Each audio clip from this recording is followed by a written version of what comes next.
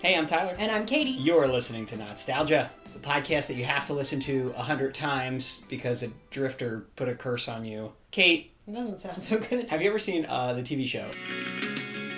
I'm Eddie McDowd. I'm a dog and I talk. I used to be a kid. A bad kid. But then I messed with the wrong guy. Eddie, you have failed as a human. He turned me into a dog. Can you believe this? That freak turned me into a dog. To be a kid again, I have to do 100 good deeds. And the only person who can hear me talk is the last person I picked on. You? Now I'm living with this kid and his family. They love me, but they treat me like a dog. Once upon a time I was a kid, but now I'm paying for all the things that I did. But I'm not the same as you. I'm the one who leaves the booze. I was running free, but now you got me on a leash, and I want out. Better get started on them good deeds, Eddie. 100 Deeds for Eddie McDowd. No.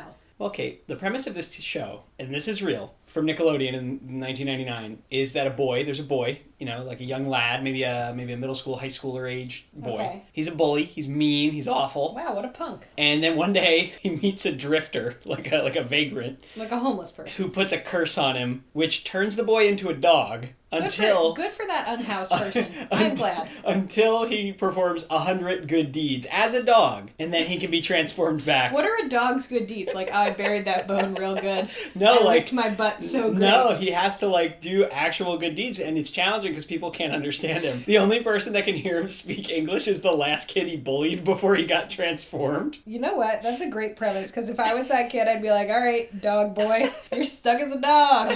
And I feel like My Name is Earl is like a very similar premise. And the same thing happened with My Name is Earl, where he didn't get to complete his he list. didn't finish it, yeah. So in this show, they only got to 40 episodes, so he still has 60 good deeds to go, which means, he's just stuck this way forever. I mean, he'd be dead of old dog age by now, maybe. Definitely. Because he's an adult dog, I feel like, when he transforms. Yeah. Hey, Crab Man. This show was created by Stephen H. Berman, Michael Catlin, and Nat Bernstein. It took 3 people to come up with this premise. It ran on Nickelodeon from October 16th, 1999 to April 21st, 2002. They made 3 seasons and, as we said, 40 episodes. This feels like another famous Nickelodeon dartboard episode. Yeah. Where they're like, all right, boy turns into a dog, has to do good deeds. All right, we're just gonna run with it. Curse from a drifter. These kids are gonna watch anything. Yeah. We just gotta sell them the My Size Barbie. Show, the commercial. So normally I like to show you things I'm really attached to. This show I'm not. Like, I saw it. I didn't watch every episode. Were you confused by it? I was very confused. I was in 2nd grade when this came on, and I was just like, what am I watching? So, I always was down, though, as a kid to watch, like, a talking dog show, Homeward Bound, whatever. But he looks like a dog. He doesn't have, like, a boy face. No, okay. It's just a dog. Okay. So, we're going to watch 2 episodes. We're going to watch Season 1, Episode 1, Tagged. You have to see the story of him get transformed. Sure. And then we're going to watch Season 1, Episode 10, The Students Are Revolting. Normally, I like to show you, here's some behind the scenes. I like to show you episodes from, or an early one and a later one. I normally don't like to show you pilots either, but in this case, the pilot is so important because it sets everything in motion and you can see him transform. But I had to show you 2 Season 1 episodes because this show is hard to find. Nickelodeon is not like, this isn't part of their legacy, stuff that they're always advertising. You see Rugrats everywhere now. Yeah, again. You got Rugrats on a t-shirt. Correct. No matter where you go.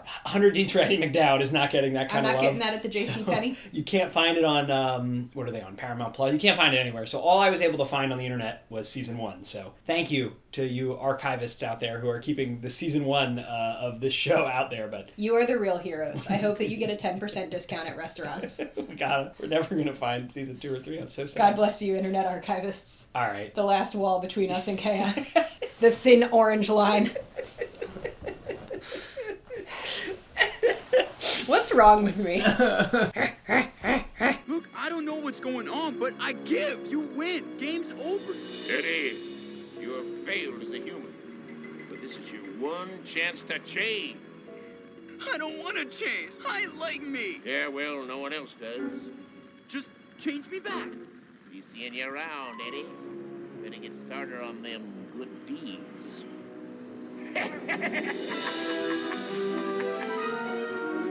Yeah!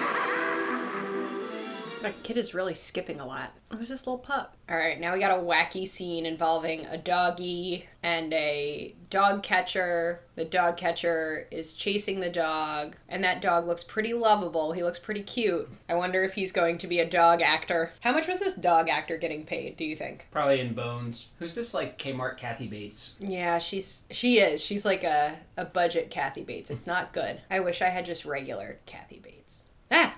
So the dogs are talking, but their mouths are animated in the weirdest way.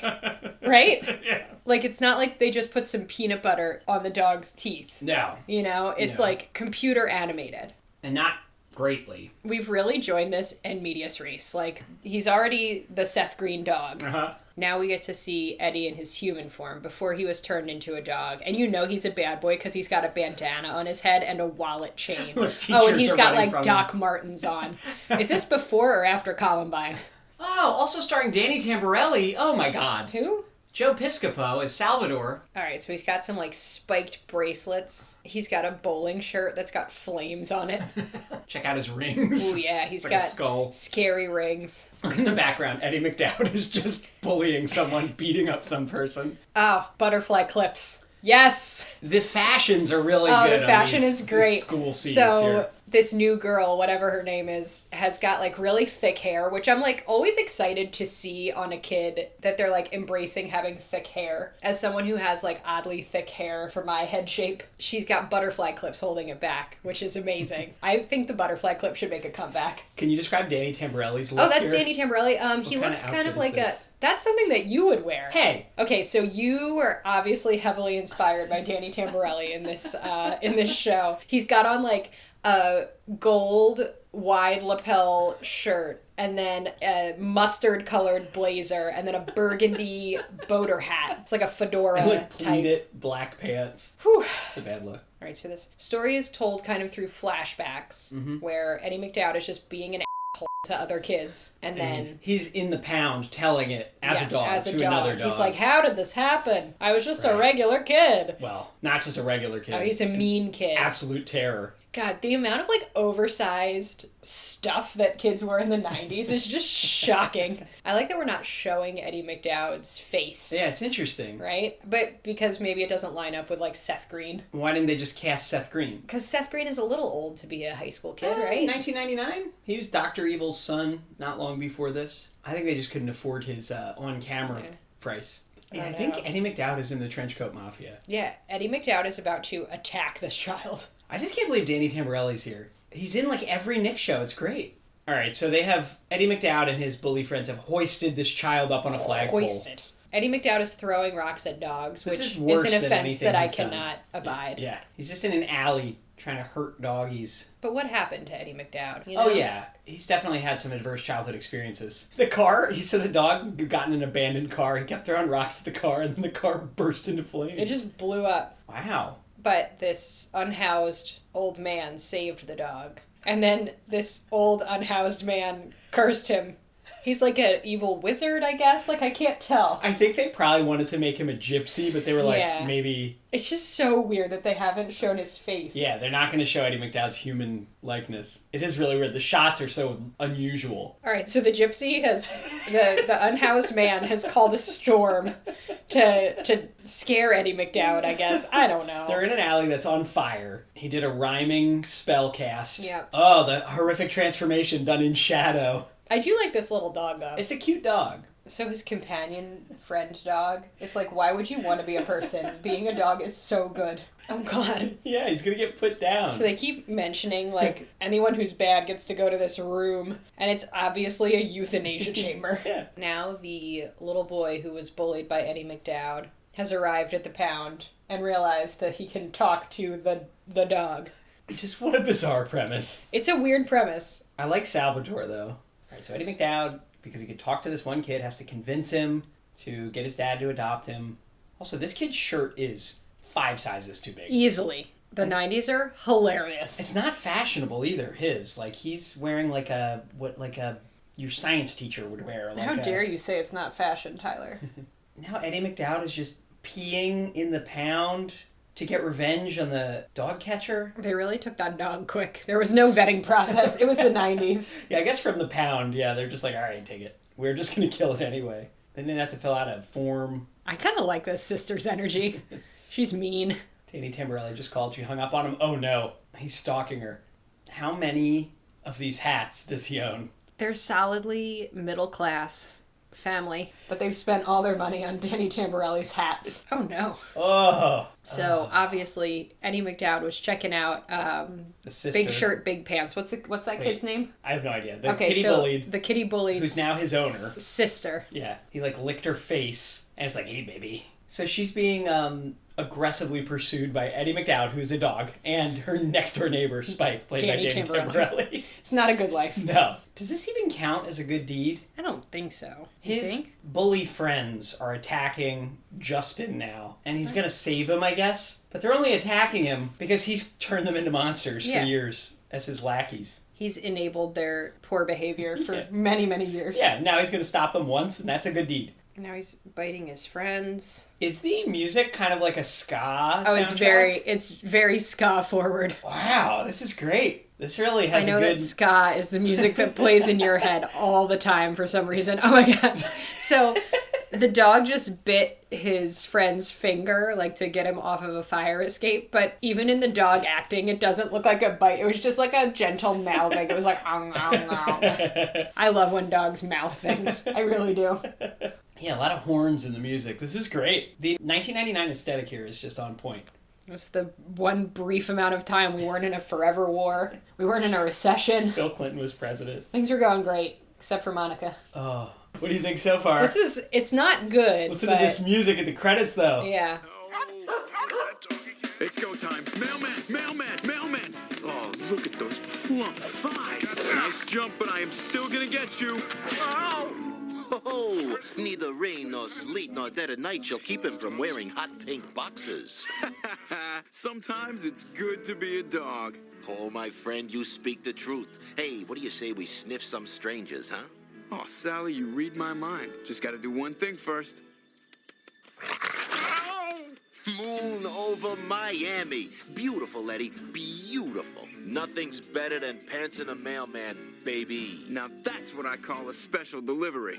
These, like, dogs versus the mailman, dogs versus the dog catcher jokes seem really dated, even for 1999. Right? Yeah. This is like 1950s cartoon humor. Why we gotta be beaten up on the Postal Service like this? They are literally the thin blue line. They're just barely holding the country together. Shouldn't Eddie assaulting this mailman, like, Yeah, that add should put one him in the to hole, his total? yeah. He literally just pulled the mailman's pants down, and then his underpants.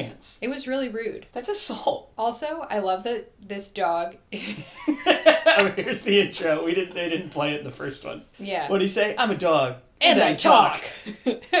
I love the bracelet, the spiked bracelet that he's wearing on his little paw. Yeah, he's got to have some of his old personality. I guess we could have just watched this one. Look, they recap the whole first episode in the intro. Also, why is Eddie McDowd biting the mailman when his owner is also a mailman?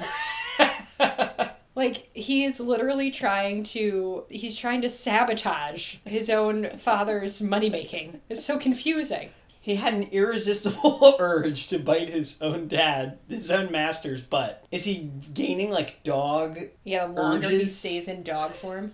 All right, so the postal workers are on strike, possibly because Eddie has been assaulting so many mailmen. And you're right, it has jeopardized their income. Why does he have so many sandwiches? He's a daddy. Also, why are these dogs just biting everyone? They would be put down. I like that this old, unhoused man keeps showing up in different moments, and he really chews the scenery when he does, and Yeah. I'm here for it. He's actually pretty good. So is Seth Green. Seth Green's a pretty good voice actor. Yeah.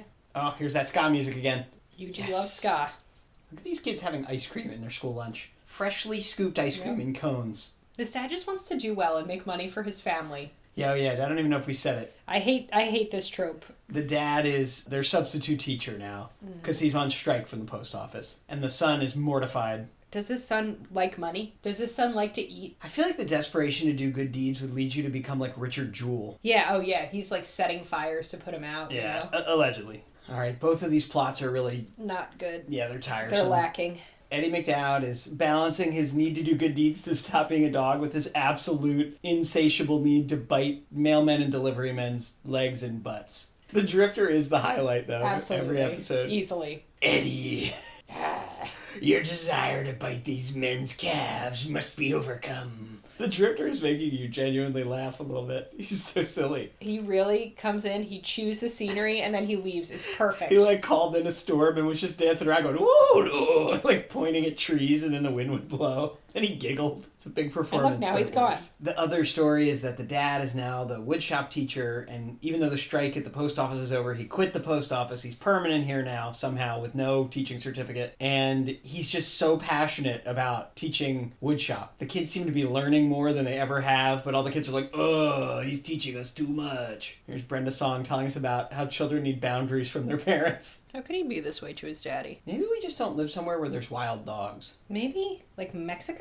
Yeah, in California. Close to Mexico. All those tropes are from, like, cartoons by people who lived here, you know? Good point. Oh my god. Look at his joyless daddy. Wow, just another daddy making himself miserable to make his son happy. It's called Fatherhood, Kate. What is Brenda Song wearing? Listen, Brenda's got baby bangs, but then she's got, like, flat ironed updo situation going on. What's and then in the hair? little tiny clippies. Like, oh god, there was something, it was like an infomercial thing that you could, like, staple hair clips into your hair. Hold on, I gotta find out what it was called. You could put, like, you could, like, bedazzle your Yeah, head. because there's, like, little stars everywhere. Yeah, hold on. But hold then on. continue down, though, because she's got a... What is her purse made of? It's furry. It's pink and Yes, furry. baby. Put gems in hair. 90s. Yeah, here we go. Did you find it? 90s hair gems, but what was it called? Hold on. They're back now, but maybe it was called the hair blinger, but I think it was just called the hair gem stamper. Maybe it was the Conair quick gems. That sounds You're missing that sounds a familiar. touching moment between father and son No. here. This show is trying to be sappy, and I don't know why, and it's No. really missing the mark. Hair crimper. Ooh, God. The Barbie hair bead stamper. Maybe that was it. Oh, yes. The the Conair quick braid. So what are you reading now? An article that's... 90s hair tools every cool kid owned. All right, go down the list. Go ahead. Hair crimper. The Topsy tail. While you were searching, Kate, real quick, you missed Eddie McDowd as a dog created a plaque for the dad. What? He With his little dog woodworked. hands? Yep. And then pretended it was a gift from Justin, and the dad was really happy. Now the dad quit, and so the new shop teacher is the Drifter, who's holding a wooden plaque he made showing that there are only 94 deeds left, so there's only been 6? Maybe these episodes are out of order, I don't know. This is episode Unclear. 10. Maybe he didn't complete a deed every time. Is he going to use his Drifter magic in class? This is bizarre. All the saws are powering Yeah, up. he's- They're like gonna attack the kids. This is confusing, Tyler. Tyler, Wow. That's some... I know you just want to listen to ska all day now. I would, You yeah. disgusting man. All right. So... Oh, original theme music by the Hippos, where it was like, once I was a boy, now I am a dog.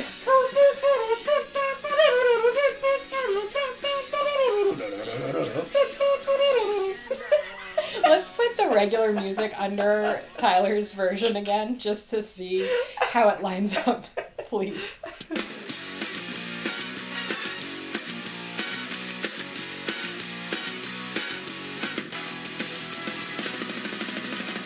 Ooh, they had a sponsorship by Birkenstock and Converse.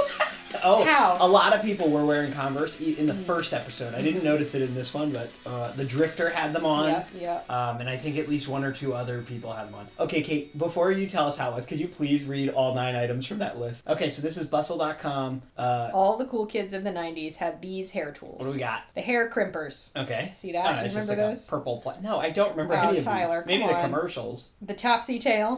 What did that do? I think it just like wove your hair around a ponytail. Okay. It seems like it would hurt. Glitter hairspray. All right, that's a lame item for this list. I want to see a thing. The Barbie hair bead stamper, which This I might think is be what I'm thinking what of, Brenda but there's Song no had used. video. Oh, Yeah. the video's gone. The quick braid, which just like took your hair, you like would Does it just attach spin it to this wildly? thing, and it would braid it. It's like a power tool Yeah. to braid your hair. Okay, Uh-huh. saves you a lot of time. It kind of is like, you ever see those forks that like twirl pasta automatically? Giant. Yeah, unless you had a parent or guardian assisting you, your attempt at playing hairdresser would likely end in knots and possibly tears. Says this bustle author. Giant hair claw. Okay. huge. It's just like a gigantic hair yeah. clip. Hair mascara. Yep. Ew. Little Miss Magic Jewels. Yep. Maybe that was it too. That video and then won't the work part pizzazz. You were just looking at the part pizzazz. That came the other up day. somewhere. It was like on a list of dumb memes. Yeah, the part where you can make your part into these crazy shapes. And that's it. Okay, Kate, what's your honest, unfiltered opinion of 100 Deeds for Eddie McDowd? It was, how you say, and not so good.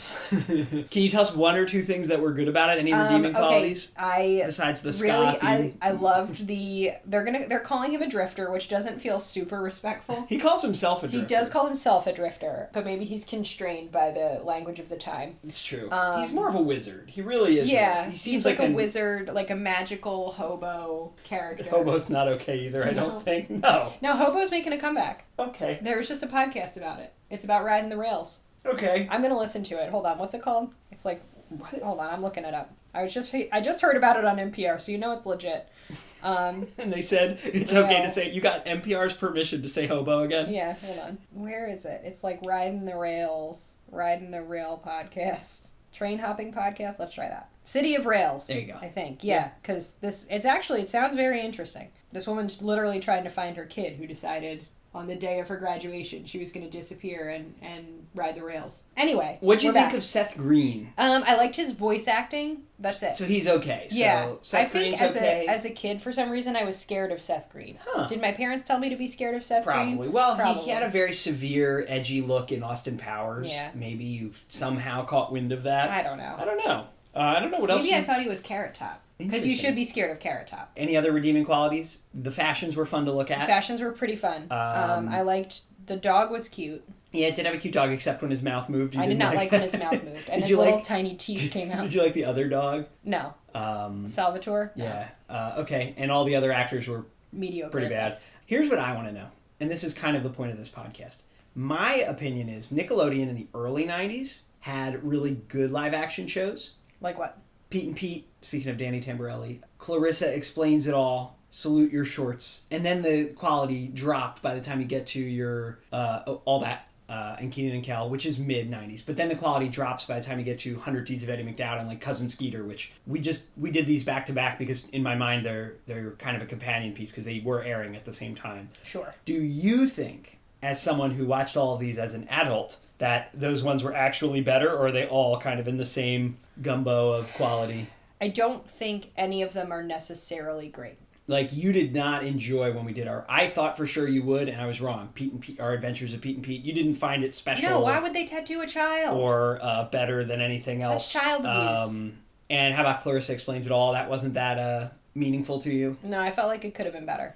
Felt like they could have done more. Salute Your Shorts did nothing for you. I don't even remember that one. That was the camp one. Oh, that was the camp awful one waffle. with they were doing like bad body image. Everyone's fatty. Yeah. We hold not you in great. our fart. No, we hold you in our heart. Yeah, and you just saw Hey Dude, which you also didn't seem to enjoy that much either. So I think that this is literally the point of this podcast, because I think as you're a kid and you're growing up a little bit, you grow out of this stuff, and then you think the new ones are worse, but they're not. They're the same quality, probably. Yeah. Interesting. I still stand by that stance, but even though I know it's wrong. Because the other interesting thing is, I feel like, with no evidence to support this, but I feel like culturally, Disney Channel sort of won with their shows around this time. They like beat out Nickelodeon because they had like Lizzie McGuire and Even Stevens right around this time. And that those shows... I did like those better.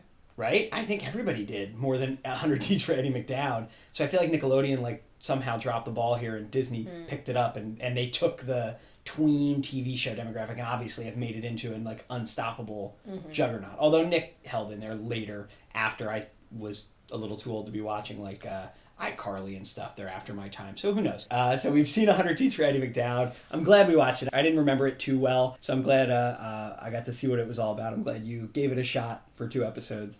And we have very little Nickelodeon left. I'm kind of sad about it, but also it's good. It's good. It's cathartic. I think we should play a game on this podcast where we create a dartboard, where we write a potential, we pitch a Nickelodeon show using the dartboard. All right. I feel like you could get one of those AI chat GPTs in on it too. Yeah. Well, maybe next time we'll have that ready. Thanks for listening, guys. Tune in next week. Keep sending us your suggestions. DM us on Instagram, Twitter, I guess. I check that every once in a while. We have a Facebook. Leave I us don't check that. Yeah, who knows about But if you Facebook send us a anymore. message there, maybe I'll Yeah, check it. leave Email us- us, yeah. notstalgiadawl.com. Leave us a rating and review. That's really Please. nice. If you didn't like it, just continue on with your day and don't be mean to us. Because I can't. Yeah, handle do it. Good deeds only. I can dish it out, but I can't take it. So true. Come on now!